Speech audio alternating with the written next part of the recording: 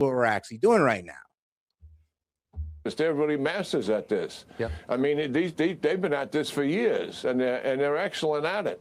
And they'll drag it out because they want more pressure on the president not to start again. Yep. Because oil prices are down, markets up, people are feeling better, political pressure's off him, and the idea of going back in, would be a very unpopular start for sure. Bro, gas national average hit like $4, bro. What are you talking about? But anyway, though, shout out to my man Jet. He says Trump can still right this ship because Dems still crazy. Yes, yeah. Trump can still right the ship because, Dems are still crazy. You know what? He can still honestly correct his ways, end this war today, start focusing on domestic policies, do something to fix affordability across the board, and he may still have a chance for midterms if he just correct course right now. And for the next 6 to 7 months, just focus on nothing but affordability, because that's going to be the only thing to save him. Sure. No, but if he just continues down this path, then I mean, him and the Republicans are cooked. He's going to spend the next couple years of his presidency fighting impeachment, and I'm gonna be real with you, probably crimes, probably legal charges as well. You never know with the Dems; they like to get creative.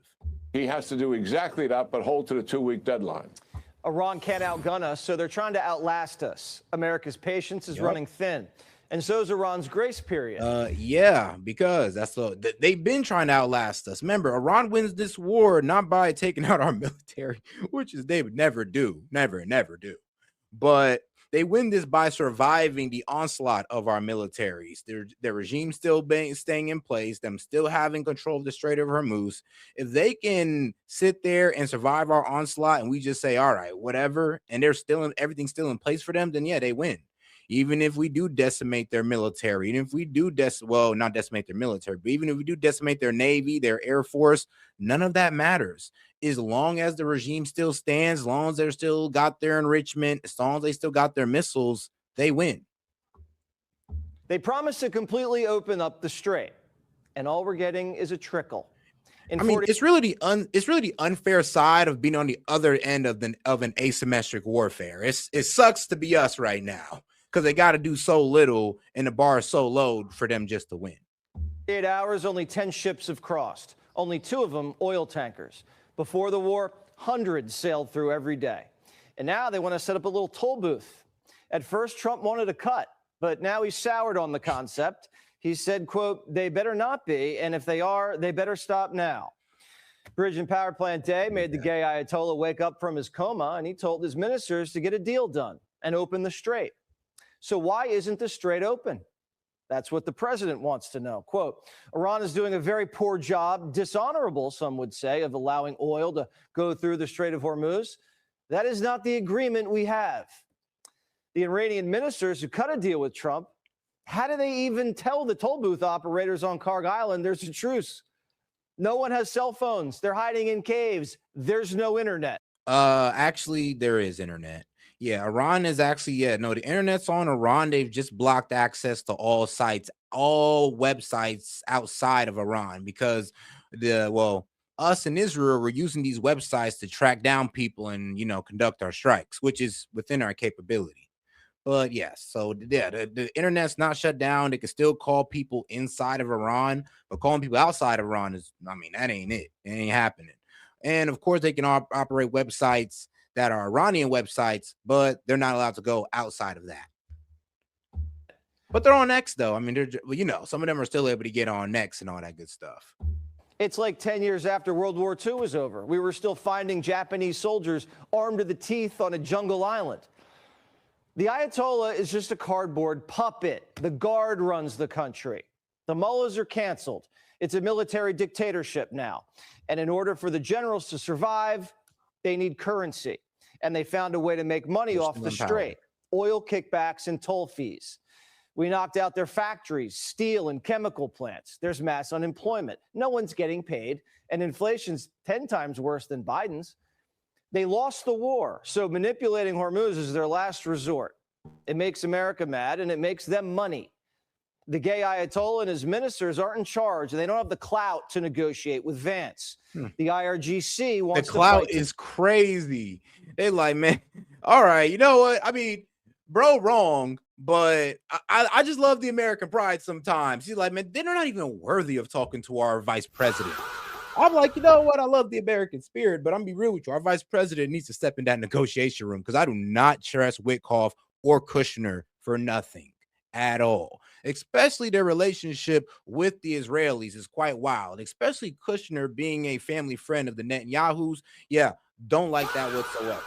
So they shouldn't even be included in these negotiations. So go ahead and throw JD Vance in there, please. It's pretty much one of the only guys who was vehemently disagreeing with this war. The death. They didn't even want a ceasefire. They want to rule from a bunker, meet their 72 virgins. They've been trying to derail talks. They even launched drones at the Saudis. Former CIA Director General David Petraeus says it's going to take some savvy negotiating to get their finger off the trigger and crack open that strait. It's going to take some real diplomacy. Oh, yeah, we got about 700 y'all in here, man. Do me a favor and double tap that screen and like the video, guys. Let's get more people on the conversation by double tapping that screen. If you got any questions, comments, jokes, or disagreements, I'll be happy to read it out loud. Just go ahead and send in a super chat. I'll be happy to post it at the top of the screen. All right, let's get to it. Skill to get it back to what it was, which is an international waterway, not controlled by any country and open to all without tariffs and tolls. Iran clearly is able right now, because of its ability to disrupt freedom of navigation. It has some real strategic power out of this, and it's using that, of course, to influence developments in Lebanon and try to protect its proxy there, Hezbollah, to the extent that it can. The Iranians claim they closed the strait because Israel kept going ham on Hezbollah. Yeah. Trump got Netanyahu to lay off the proxy. I mean, bro, yeah, went ham. I ain't gonna lie, that's the accurate term. I mean, bro, they viciously attacked Lebanon, striking them 100 times in 10 minutes and pretty much causing, well, be real with you, like mass destruction all throughout Lebanon, hundreds killed, thousands injured, all within 10 minutes. That's Israel for you. Oh, and they're doing this because they're trying to, bro, it's not even about Hezbollah. They just want to take southern Lebanon.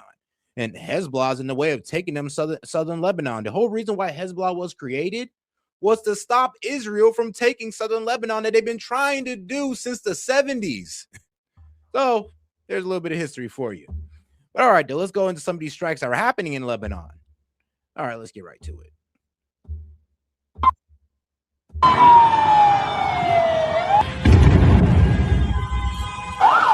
طلعت رفاعي هون طلع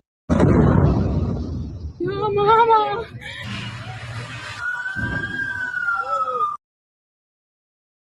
All over. 100 strikes, by the way, like I said. Bro, here's the craziest thing. The savage thing about Israel, bro, is that, bro, like I said, when Israel wants you, they'll take out your entire neighborhood. And I mean, bro, they'll take out your neighbor's house if they know that you go to your neighbor's house and you're that target. I mean, I guess you should have never made friends with Jim. Because now Jim and his whole family's dying with yours. And that's just how they operate, bro. I'm pretty sure there was Hezbollah in that area. 1 or 2 operatives of Hezbollah and, 50 innocent civilians got to die. That's just how it works. I mean, that's what they was doing with Hamas. Like, what? About 10 Hamas guys walk into a hospital and they blow up the entire hospital with doctors and patients in it. I mean, it's just how they, sell you war crimes. He's for now, so we're about to see if the regime's playing games. The president says he's very optimistic that a peace deal will happen and that Iran's leaders talk much differently when they're at a meeting than they do to the press. They're much more reasonable, he says. And the Europeans better man up. The head of NATO is in D.C. He met with the president last night, and Daddy told him he's disappointed. And within days, expects the Europeans to fire up a Hormuz coalition. NATO says they're working on it.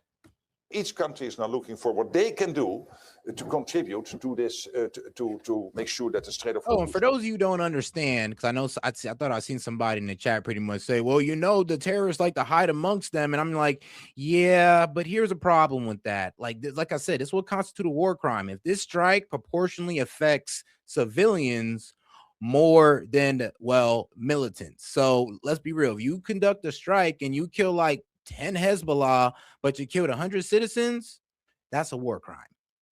Sorry to tell you that. Pays open.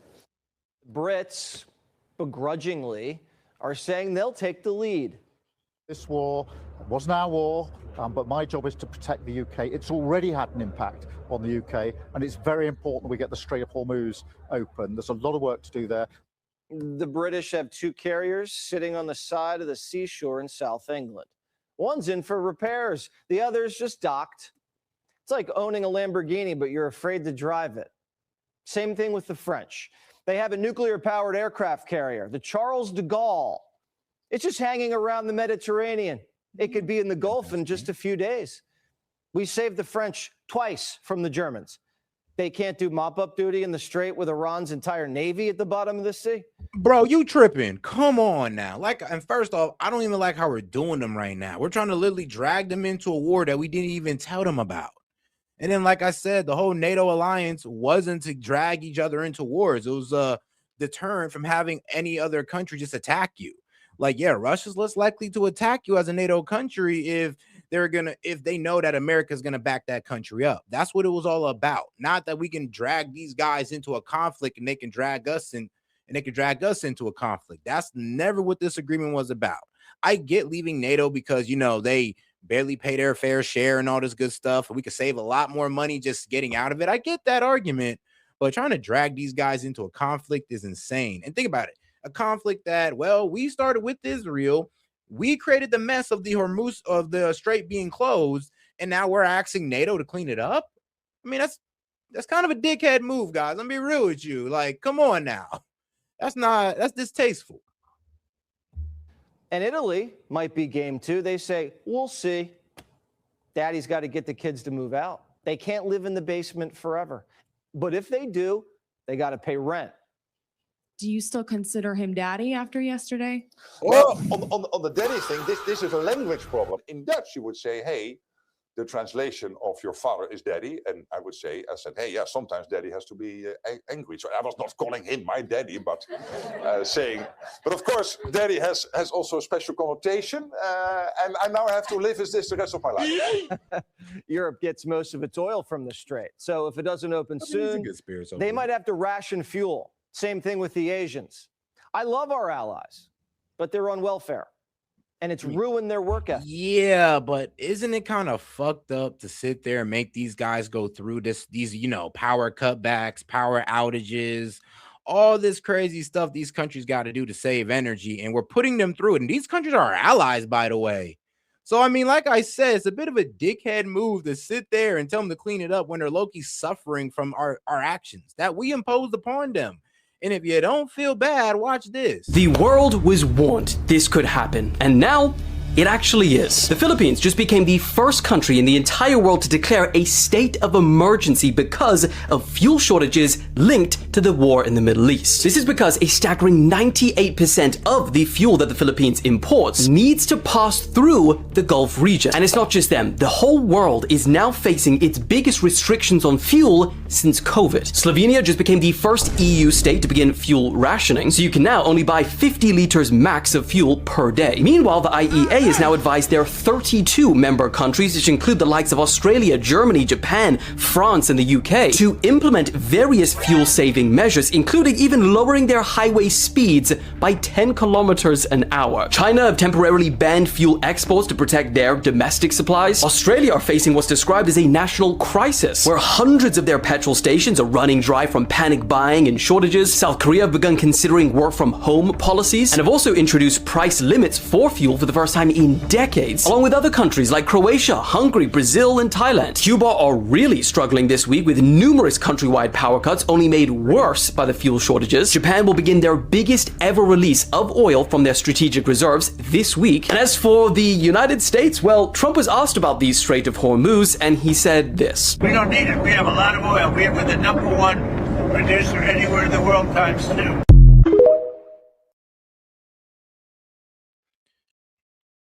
I mean, God bless America, but let's not forget, bro, we're fucking a lot of people up with this. And they're our allies, by the way. So let's not forget that as well. Let's not forget our privilege now. And once again, God bless America. NATO admits we won the war, but they won't help win the peace. Is the world safer today than it was before the war was started? Absolutely. Because, and this is thanks to President Trump's leadership, degrading these capabilities is really very important for your and my safety here in the US, in Europe, in the Middle East. Trump's going to China in a month. If the strait's closed when he lands in Beijing, that's no bueno. Yeah. China's going to use that leverage against us. Yep. If the strait can't be opened diplomatically, then it's time. I mean, that's why Trump pushed the meeting all the way out till what? The end of, I thought it was like the beginning of May. It was either the beginning of May or the end of April. But he was supposed to meet him in February. And then, well, after this war popped off, he's like, yeah, I'm going to push that all the way out. I'm like, yeah, I know, because now Iran got leverage. Iran got leverage on us. And I mean, if Iran got leverage on us through the strait, then China does too. And Russia. Bridge and power plant day. The regime's completely defenseless. In less than 40 days, we used just 10% of our combat power to dismantle one of the largest militaries in the world. In 2 weeks, we'll be rested, replenished, and rearmed. When the ceasefire's over in 12 days, the USS Ford, USS Boxer, and USS Bush will be in theater. CENTCOM Commander Brad Cooper couldn't be more proud of what these men have accomplished. Iran has suffered a generational military defeat. The United States and Israel systematically destroyed Iran's ability to conduct large-scale military operations for years to come. Iran's conventional military capability, built over 40 years at the cost of billions of dollars, has been eliminated. So and this is what a lot of people don't understand about Iran. Bro, most of Iran's missile capability is underground. So the problem is getting all these destroying all these missile launchers on the surface isn't really doing much. And yeah, according to USA, our own intelligence, US intelligence, they're saying only 33% of their missiles have been destroyed or used. So yeah, I mean, they've been over here preaching 90% since like week 2 of the war. And now all of a sudden in US intelligence come out talking about, yeah, that's not true. We're only at like 33. So yeah, a third of the missiles are gone, not 90. All our soldiers, sailors, Marines, airmen, guardians, and Coast Guardsmen operating forward, you represent the strongest, most lethal military the world has ever known. When the Trump team meets with the Iranian delegation in Pakistan on Saturday, they should listen to the Iranian BS, then just walk out of the meeting. And the president should say, Iran still hasn't opened the strait. They're screwing around. Ceasefire's off. Market panics, oil jumps, and the whole world to see the Iranians as unreasonable and causing an economic crisis. I mean, we wouldn't be here if we never attacked them. I just want to let everybody know this. We wouldn't be here if we didn't preemptively attack them. And I know what you're going to say. So say you're just saying that they're okay with getting a nuke. I'm going to say this slowly for you. Our own intelligence told us that they had no nuclear weapons program. They weren't progressing towards a nuke. We have no proof that they've been enriching their uranium past that 60% to get to 90 to progress to a nuke. And even if they did, we would catch them, just like we caught North Korea in action. But the problem is, when you catch them, you got 2 choices to make. Either try to isolate them or sanction them to stop, or you got to put boots on the ground and take their shit. And I mean, with North Korea, I mean, you can leave that up to your decision. Did we make the right choice or not with them? Well, guess what? We got to retry with Iran. Do we stop them? I mean, do we put boots on the ground over it? Or do we just I don't know, try to sanction them to death? But here's the thing, though. Iran's a little different. One, Iran has a religious law. Well, with their old Ayatollah that says they won't create nukes. And Iran has had enriched uranium since 2021. So if they wanted to build a nuke, I'm gonna be real with you, like before Trump got in office, they had like a good 5 years to do so, and they haven't. So, there goes the whole imminent threat of a nuke because they had all the time in the world and they haven't popped off a nuke. And they had all the time in the world and they got all the underground bases to somewhat kind of hide it. And even if we'd have caught them, we'd have still been caught up on a decision of going in or not. So trust me, Iran could have had a nuke, honestly, years ago and has not made one. I mean, trust me, bro, if they really wanted a nuke, they could have made that under Biden. The whole world will turn against them, and they'll be in a worse position than before. and they'll be under so much pressure, they'll have to open up the strait. Be sure to like and subscribe. All right, guys, let's get a little let's get one more Fox video, man. You know, gotta give a little Trump glaze here. I know some of my guys in the chat's getting tired of it, but bear with me, man. Bear with me. We spent the first hour getting on Trump's ass. Now we need to go ahead and do a little bit of Trump glazing. I'm just playing. Let's get right into it. Here we go. 9 o'clock in New York City. The fragile peace, the U.S. and Iran ceasefire holding for now, but the pressure is coming from all sides. This before the Vice President, J.D. Vance, leads high-stakes talk over the weekend. Good morning, everybody. We've got a ton to get through. Oh, God, do me a favor and double tap that screen like the video, guys. Let's get more people in on the conversation by double tapping that screen. And if you have any questions, comments, jokes, or disagreements, feel free to super chat it in. Great way to help us reach our goals so we can open up the StreamYard link and have some of you guys come up here and get into Conspiracy Hour, which should be pretty fun. I got a good one. All right, let's get into it. I'm Bill Hemmer. Buckle up. Here we go today. Good morning. I'm Dana Perino. I'm surprised it is only Thursday because it feels like it could be next Thursday. There's been a lot of news, but we are here on America's Newsroom. We're going to take you through it. So these negotiations we mentioned, they're going to take place in Pakistan, and the goal is a diplomatic path forward. Their success or failure could hinge on the Strait of Hormuz. That's the key waterway. Here's the thing, though. I really don't trust Witkoff and Kushner no more. I just don't trust them. Ever since like the last negotiations fell apart and we walked away and both parties walked away telling two conflicting stories. Now we got Steve Witkoff and Kushner going back and telling Trump and Fox News that, oh, they were bragging about their enrichment. They were telling us that they can make 11 bombs tomorrow. Come test our gangster. I'm like, okay. I mean, that's what Witkoff and Kushner was saying. Paraphrasing, by the way. But what the Omanian foreign minister said, who was there during the negotiations, pretty much said that no, they were pretty much saying that they were willing to give up their nukes. They were willing to, like, not nukes. Sorry, guys, misspoke. They were willing to give up their enriched uranium, give it over, and get it watered down and have no enrichment. They were willing to give up their enrichment to get a peace deal with us so we wouldn't strike them. And apparently we wanted to move the goalposts again to their ballistic missiles, because it's the problem. Whenever Israel tries to, work with us on their nuclear program, we move the goalposts. We move it to their missiles and their proxies. The problem about moving it to their missiles and proxies is basically, well, I'm gonna be real with you, with the enrichment, we've been saying F your sovereignty. But with the ballistic missiles, that's basically saying F your sovereignty even further, because we're pretty much saying, I mean, you can't really defend yourself. So sorry. And then, stopping their proxies. Well, problem with, them stop paying their proxies is that's not going to stop the proxies. And then also, well, Iran truly believe in the cause of these proxies like Hamas, Houthis, and Hezbollah. Well, yeah, Hamas, Houthis, and Hezbollah. It's funny how they all start with an H.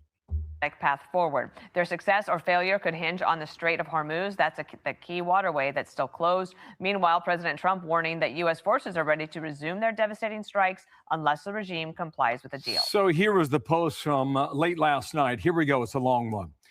All U.S. ships, aircraft, and military personnel with additional ammunition, weaponry, and anything else that is appropriate and necessary for the lethal prosecution and destruction of an already substantially degraded enemy will remain in place in and around Iran until such time as the real agreement reached is fully complied with. If for any reason it is not, which is highly unlikely, then the shooting starts bigger and better and stronger than anyone has ever seen before. So let's get to it. Trey Ying standing by in Tel Aviv. Let's check in at the White House first. That's Peter Ducey's spot. Hi, Peter. Dana, good morning. One of the first things that made officials here suspicious. Hold on, guys. Well, you saying my somebody guys say restart your all right, because somebody said the screen was going black. So refresh your refresh YouTube, guys. Because on my side it looks cool, but let me check. Let me double check. Oh God, make sure to double tap that screen like the video, guys. Appreciate the support. Of that first Iranian peace proposal was that to folks in the West Wing, it looked like something churned out by AI. The first 10-point proposal was something that was submitted, and we think, frankly, was probably written by ChatGPT that was submitted to Steve Witkoff and Jared Kushner. That immediately went in the garbage and was rejected. There was a second 10-point proposal that was much more reasonable. AKA, I mean, I guess y'all was never taking it serious. And then here's the thing, though. Sadly, Vance, he's kind of lying to us. It's either he's lying or maybe he didn't get the memo. But I'm giving grace, and I'm gonna say he didn't get the memo. But Iran and the Pakistani foreign minister, who was both involved in this, in this ceasefire proposal, yeah, they both said that Lebanon was included in the deal. So that's two parties out of the three pretty much saying Lebanon was included. One adversary or one enemy and one ally. And I'm sorry, but I mean, at least one of our allies is saying it. So I'm going to go ahead and go with what Pakistan's saying. That's where we're at. Vance is now on deck for his biggest assignment as vice president so far, leading these peace talks in Pakistan Saturday. President Trump will be watching from the U.S., where he is still stewing about military allies who left us hanging during Epic Fury. The president writes, NATO wasn't there when we needed them, and they won't be there if we need them again. Remember Greenland, that big, poorly run piece of ice. The man NATO sent to try to keep the U.S. invested in the alliance, Mark Rutte, now talking about his private chat with the president yesterday. He is clearly disappointed with many NATO allies, and I can see his point. But at the same time, I was also able to point to the fact that the large majority of European nations has been helpful with basing, with logistics, with overflights. Some of the words that officials here are using to describe Epic Fury are in the past tense, like an operation that has already met its military objectives. But President Trump still is not going to pull any manpower out of the Middle East until a peace deal is reached or not. Dana? Okay, Peter, let's still up in the air. Thank you so much. And now let's go to Trey Yingst. He has the latest from Tel Aviv. Hi, Trey. Yeah, Dana, good morning. We just got a new statement from CENTCOM Commander Admiral Brad Cooper, who said Iran suffered a generational defeat, adding the U.S. military achieved all of its objectives. Here's what Cooper had to say. U.S. forces have paused offensive operations in accordance with the ongoing ceasefire. However, we remain present. We remain vigilant, and we remain ready if called. We remain vigilant, the words there from the CENTCOM commander, as we do have a new statement from Iran's president, Masoud Pezeshkian, who said the repeated aggression by the Zionist entity against Lebanon is a flagrant violation of the initial ceasefire agreement and a dangerous indicator of deceit and lack of commitment to potential accords. The coordination of these aggressions. And like I said, the reason why it caused further distrust with the Iranians, because it's like, bro, we said it to y'all face. We was all right there when the ceasefire proposal happened. We included Lebanon. And for some reason, Israel was getting mad. They were like, oh, we were kept out of it. We're their allies. You know, we started the war. We're beside y'all. Well, why weren't we included? Because, bro, we can't trust y'all for no damn peace deal. Every time we try to get a peace deal, you try to kill the peacemakers. You literally bombed Doha, Qatar, so you can kill the peace negotiator or the negotiator for Hamas. Y'all cannot be trusted. I'm sorry. Well, of course, we're going to leave y'all asses out of it. But then, even if we leave their ass out of it, what they do? Drag us pretty much right back in and embarrass us on the world stage by doing 100 strikes in Lebanon. Why? Will render negotiations meaningless. Our hands will remain on the trigger, and Iran will never abandon its Lebanese brothers and sisters. Now, the Israelis yesterday conducted dozens of airstrikes against Iran's largest proxy in the region, Hezbollah. You can see some of these strikes here in the Lebanese capital of Beirut, specifically the Dakhla neighborhood. The IDF says they took out a top Hezbollah official identified as the personal secretary to Hezbollah's Secretary General, Naim Qassem. Israel's Prime Minister Benjamin Netanyahu saying this yesterday about the operation's goals. We have more goals to complete, and we will achieve them either by agreement or by renewing the fighting. We are prepared to return to fighting at any moment necessary. Our finger is on the trigger. Yeah, and you know what? Let me show you what's actually going down on the ground there. Go ahead, man. Who else going to show you what's actually going down on the ground when it comes to this stuff from different angles? Make sure you guys double tap the screen and like the video. Here, this is one strike.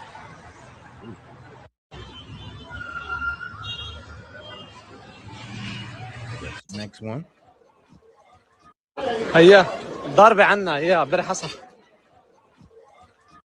هيا ضربة عنا يا بر حصل. Jesus. This is all in Lebanon, by the way. All in Lebanon.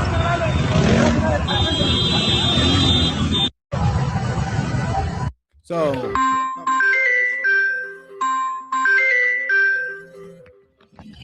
but yeah. I mean, damn, whole neighborhoods, whole apartment complexes, parts of the city decimated. All because of this guy right here. All because of him. Israel preparing for a variety of contingencies in the days ahead as international attention remains on the Strait of Hormuz. Yesterday, 4 different vessels were able to pass through this area. According to initial reports, these were not oil tankers, but container ships. Today, there are questions about how many vessels will be able to get through, as Vice President J.D. Vance issued a new warning last night to the Iranian regime. I encourage the Iranians to come to the table seriously. We've seen some signs that they're going to do that. We've seen some signs of bravado.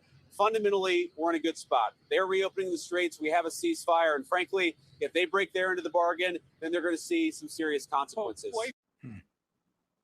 The vice president speaking very clearly there about the negotiations that are set to take place this weekend in Islamabad, Pakistan. He'll be joined by special envoys Steve Witkoff and Jared Kushner. Bill, Dana. Trey Yings, thank you. And now let's get to Bill over at the board. Okay, we're going to explain a few things, Dana. I want our audience to think about 4 or 5 things on this first map here. Number 1, the country of Oman, and then UAE, and then Iran over here. And in between this area is the Strait of Hormuz. Okay, so that's the balance that we look at right now. This is what we believed happened in the Strait of Hormuz over the past 24 hours, April 7th to April 8th. Today's the 9th of April. I count 10, maybe 11 cargo ships and tankers that have gone through the Strait of Hormuz. And what you see in green are those entering the Strait of Hormuz. What you see in yellow is those exiting. On a normal day, before this war started, some 40 days ago, you would have 100 ocean liners going through the Strait of Hormuz. Remember, 24-hour period, it's 9, maybe 10 over that 2-day period, April 7 and April 8, all right? Here is the old track, all right? I mean, yeah, the only people that's getting through the Strait of Hormuz is the people that's, well, one, paying that fee to Iran, and that is cool with Iran. I mean, the only people that aren't allowed through the Strait of Hormuz is, well, us and our allies. From the Gulf of Oman, right? Off the coast of Oman, Iran is over here, and then in turn, the tankers would come this way as well. What Iran is doing right now is they're diverting these ships to come closer to its shoreline. We talk a lot about these islands that Iran has, that owns right now. That's like Larak Island. This is Kamesh over here, a larger island. So what the Iranians are doing is they're diverting traffic this way so they can hopefully, they believe, at least they said it publicly, collect that toll in either cryptocurrency or Chinese yuan. That's the strategy on behalf of the Iranians today. We're going to watch that throughout the day and see whether or not that traffic picks up April 9th, April 10th, into the weekend when J.D. Vance and others are in Islamabad. This is what the Israelis did in the meantime, and this is a really good question as to what the Israelis thought this ceasefire was all about, what the Iranians thought it was about, what the U.S. thought it was about. Everything you see in blue is a strike that the Israelis hit with this Hezbollah targets on the ground in Lebanon. By some reporting now, they went after 100 targets in a 24-hour period. Be sure to like and subscribe. Yeah. Wild to do that while we're, trying to get a ceasefire.